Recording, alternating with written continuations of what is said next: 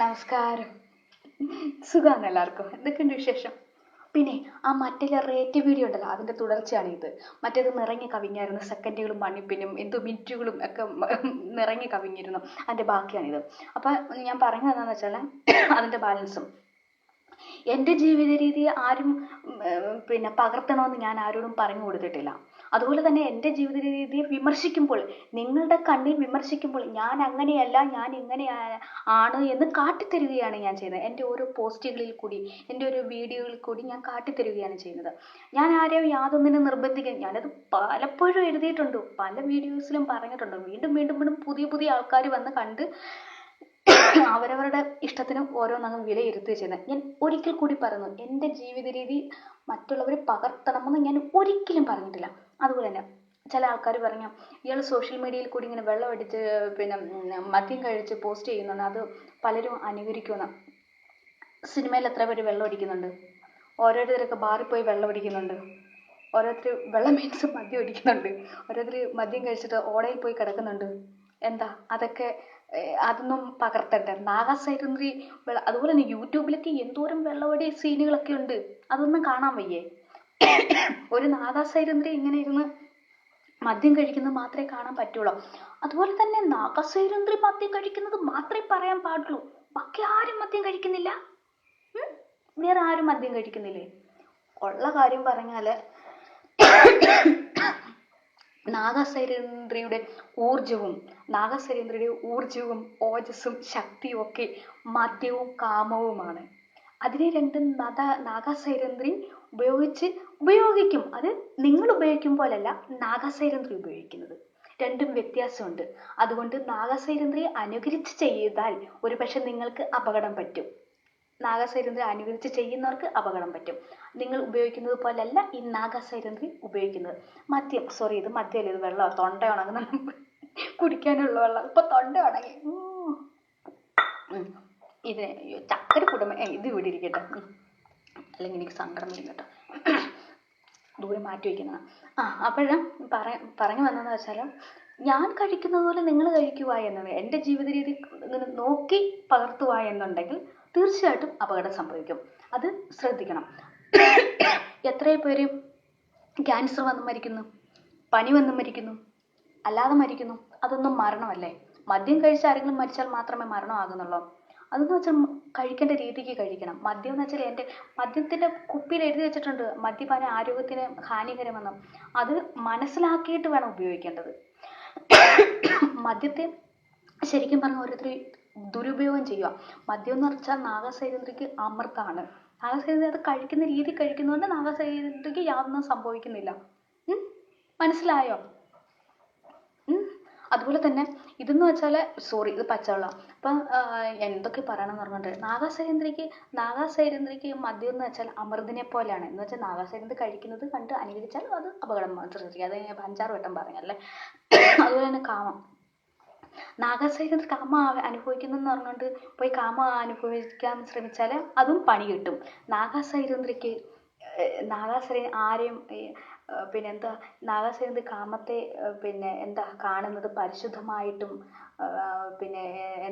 പരിശുദ്ധമാണ്. അതായത് ഒരു വിപണന രീതിയോടല്ല, അതായത് ഒരു വാണിഭത്തോടു കൂടിയല്ല. അതിന് പരിശുദ്ധിയാണ്. എന്താ പറയുന്നത്, വാക്കുകളൊന്നും കിട്ടുന്നില്ലല്ലോ. എൻ്റെ പൊന്നു നാഗസൈരന്ധ്രി.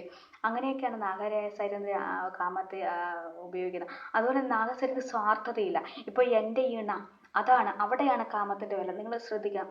എൻ്റെ ഇണ അല്ലെങ്കിൽ ഞാൻ ഇഷ്ടപ്പെടുന്ന ഒരാൾ, ഞാനും അയാളോട് സെക്സ് അനുഭവിക്കുന്നു. ആ ആൾ മറ്റൊരാളിൽ സെക്സ് അനുഭവിക്കുമ്പോൾ എനിക്കതൊരു വിഷയം ഉണ്ടാകുന്നില്ല. അവിടെ വിഷയം ഉണ്ടാക്കുമ്പോഴാണ് കാമം എന്ന വികാരം വളരെ വികൃതമായി പോകുന്നത്. ഈ ചതിയിൽ കൂടിയും വഞ്ചന ഒളിച്ചെന്ന് വെച്ചാൽ പറയാതെ, ഇപ്പം ഇണയോട് പറയാം, കുഴപ്പമില്ല, എനിക്ക് കുഴപ്പമില്ല, നീ ചെയ്തോളൂ എന്ന് പറഞ്ഞാൽ കുഴപ്പമില്ല. ഇപ്പം എൻ്റെ കാമുകന്മാർക്കെല്ലാം അറിയാം എനിക്ക് വേറെ കാമുകന്മാരുണ്ടെന്ന്. അതുകൊണ്ട് തന്നെ ഞാൻ ആ കള്ളം കാണിക്കാത്തതുകൊണ്ട് അവിടെ ഒരു വിഷയം ഉണ്ടാകുന്നില്ല, അടിയും ബഹളം ഒന്നും ഉണ്ടാകുന്നില്ല. അതൊക്കെ മനസ്സിലാക്കണം. അതുപോലെ തന്നെ ഈ മതപണ്ഡിതന്മാരും സന്യാസിമാരും അങ്ങനെ കുറേ പുരോഹിതന്മാരെല്ലാം വഞ്ചിക്കുമായിരുന്നു. ശരിക്കും മനുഷ്യരെ ഓരോന്ന് പറഞ്ഞ് കാമം എന്ന വികാരം വളരെ നികൃഷ്ടമാണ്, അത് എന്തോ ഒരു വലിയ വൃത്തികെട്ടതാണെന്നൊക്കെ പറഞ്ഞ് എല്ലാവരും പറ്റിക്കുമായിരുന്നു. അത് തെറ്റാണ്. അവരങ്ങനെ ജനങ്ങളിലേക്ക് അങ്ങനെ പറയാൻ ചെയ്യുമായിരുന്നു, അവരത് രഹസ്യമായിട്ട് അനുഭവിക്കുകയും ചെയ്യായിരുന്നു. ചിലപ്പോൾ ഈ യുക്തിശൂന്യം എന്ന് പറയാൻ പറ്റത്തില്ല, ചിലരെ അത് പിടിക്കപ്പെടുകയും ചെയ്യുമായിരുന്നു. ചിലരെ ആധുനിക മതപണ്ഡിതന്മാരും മുനിമാരൊക്കെ പിടിക്കപ്പെടുകയും ചെയ്യുന്നുണ്ട്. അതെന്താ കാരണം? കള്ളം കാണിക്കുന്നുകൊണ്ടാണ്. അതിൽ എനിക്ക് വാത്സ്യായന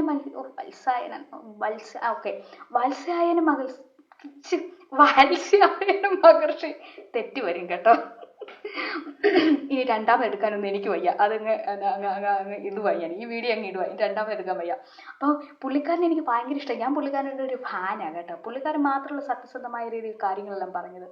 അപ്പോഴേ കാമത്തെയും മരുതയും ഉപയോഗിക്കേണ്ട രീതിക്ക് ഉപയോഗിക്കണം. അതുപോലെ തന്നെ നിങ്ങൾക്ക് കാമം എന്ന വികാരം എപ്പോഴാണ് വളരെ അരോചകമായി തോന്നുന്നതെന്നറിയോ?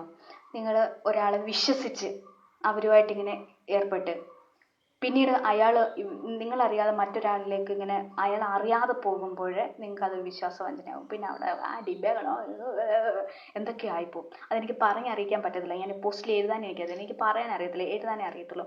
അപ്പോഴാണ് തന്നെയല്ല എല്ലാവരും പറയുന്നുണ്ട്, പിന്നെ നിങ്ങളെല്ലാവരും തന്നെ ആത്മാർത്ഥത ഇഷ്ടം അതൊക്കെ പറയുമെങ്കിൽ നിങ്ങളെല്ലാവരും കാമത്തിൽ അധിഷ്ഠിതമായിട്ടാണ് ജീവിക്കുന്നത്. അല്ലെങ്കിൽ പിന്നെ ഇപ്പം നിങ്ങൾ പറയാം അല്ല എന്ന് പറയും. അല്ലെങ്കിൽ പിന്നെ എന്തുകൊണ്ട് നിങ്ങളുടെ ഇണം മറ്റൊരാളുമായിട്ട് നിങ്ങളുടെ പെണ്ണ് മറ്റൊരു ആണുമായിട്ട് സെക്സ് ചെയ്യുമ്പോൾ നിങ്ങൾ എന്തുകൊണ്ട് അവളെ വെറുക്കുന്നു? നിങ്ങളുടെ ആണ് മറ്റൊരു പെണ്ണുമായിട്ട് സെക്സ് ചെയ്യുമ്പോൾ നിങ്ങൾ എന്തിനും വെറുക്കുന്നു?